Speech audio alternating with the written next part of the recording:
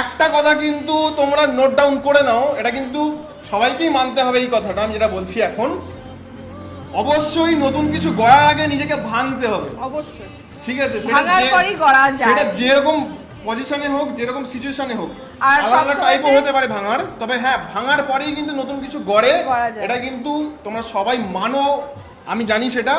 তো সেটাই হচ্ছে তার জলজান্ত উদাহরণ হচ্ছে মুনমুন্দি। রিসেন্টলি কিন্তু দোকানটা ভাঙা পড়েছে, তোমরা দেখেছো মুনমুন্দির ভিডিওতে, যা দেখোনি আমি ক্লিপ দিয়ে দিলাম। এই যে ক্লিপটা দেখে নাও, এই দোকানটা কিন্তু এই যে পুরনো দোকানটা ছিল সেটা ভাঙা পড়ে গেছে মুনমুন্দির। এটা হচ্ছে মুনমুন্দির নতুন দোকান। তো ঠিক আছে, সেদিনকে যখন নতুন পুরনো দোকানটা ভাঙা পড়েছিল, সেদিনকে যে কষ্টটা হয়েছিল পুরনো দোকানটা ভাঙার পর, আজকের খুশিটা কিন্তু তার থেকে 3 গুণ বেশি। সিরিয়াসলি হ্যাঁ, তো মানে আমি মনে করি সবসময় অন্ধকারের পর আধারের পর আলো আসে, আবার আলোর পর কিছুটা অন্ধকার আসে। আমাদের জীবন এটাই, সব কিছুকে অতিক্রম করে আমাদেরকে